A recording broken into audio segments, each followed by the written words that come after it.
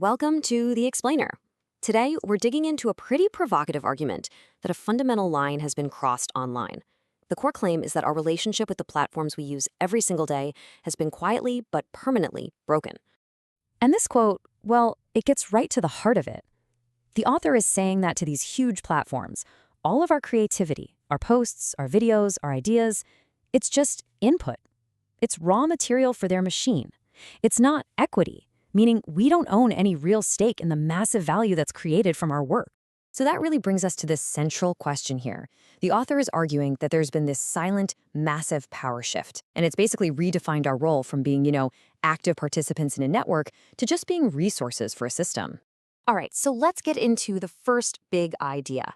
The author asserts that all these recent changes we're seeing on social platforms, they're not just minor policy tweaks. Nope, they're basically a declaration of a totally new power dynamic. According to the text, that unspoken deal we all thought we had with these platforms, it's over. The new message is pretty clear. Our content is their property. It's there to be used to make them money and to train their AI systems. And in this new control model, creators are left with basically no guaranteed rights and no real claim to the value that they help create. And here, the author introduces a really key concept they call asymmetric permanence. Think about it like this. A platform can learn from everything you do, absorb your style, your ideas, your work into its AI, and keep that value forever. But at the exact same time, it has the right to completely erase you, ban your account, delete your identity. The value you made stays, but you're just gone. So what does this control model actually look like in our day-to-day lives online? Let's break down the practical shift that the author is describing here. This really lays out the before and after picture from the text. On the left, you've got the open platform illusion. That was the dream, right? Where we all believed the best, most interesting content would naturally rise to the top. But on the right is what the author is calling the control model reality, where your growth is totally permission-based, and the platform, and only the platform, decides who gets seen.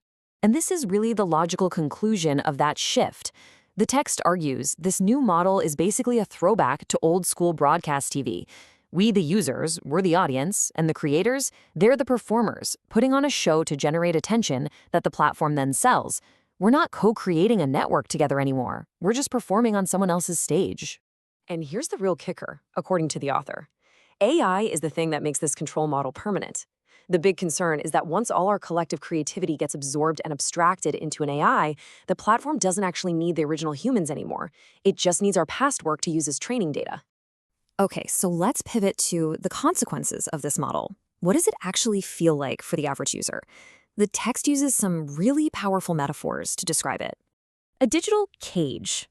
That's a pretty stark image, isn't it? But it's meant to capture this feeling of being contained. It's not a prison with bars, but it's a space where your ability to reach people, to form genuine connections, is no longer in your own hands. It's all managed and limited by an invisible force. Now, to make this idea even more concrete, the author introduces the concept of algorithmic scissors. Here's how it works. You post something, but then these invisible filters immediately engage, and they start actively snipping the threads of connection before they can even form. Your reach gets severed, and your voice, which you thought you were sharing with the world, just dissolves. The author really hammers this home with a powerful little sequence. The system will let you speak, but your words won't travel. They just exist in this little void, never actually allowed to find an audience. And it's the same idea here. You are absolutely free to post, but your message just won't propagate. Its momentum is cut off before it can ever build into a real conversation or a movement. And this is where it all comes together.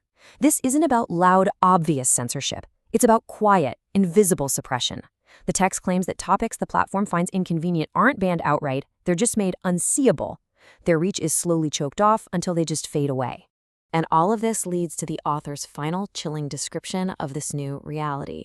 A digital jail, a place where what you see is curated for you. Your ability to reach others is tightly controlled, and your entire existence there is based on permission. Okay, so after painting this pretty bleak picture, the author doesn't just leave us there. They end by framing a really fundamental choice that we all have to make about what comes next. And it's super important to understand what the author believes the stakes are here. They make it clear this isn't about creators just demanding special treatment or feeling entitled. It's about something much more fundamental. Things like fair exchange, the ability to build something that lasts, and just the basic dignity of not being treated like you're disposable.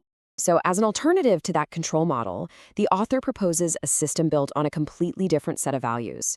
A system that prioritizes truth, privacy, and dignity. One that's based on fair exchange, and, this is key, one where the connections that people form belong to them, not to some corporate gatekeeper. And ultimately, this is the choice the author presents to all of us. Do we want to keep walking down these controlled corridors where our path is basically set for us? Or are we willing to seek out open ground where we can build something new and different? And that's a decision not just for creators, but for anyone who actually values real human connection. And that brings us to the final massive question the author leaves us with. And honestly, it's so much bigger than any single platform or app. As AI continues to completely reshape our world, are we going to build systems that actually honor and reward human contribution? Or will we just be reduced to being disposable training material for the machine?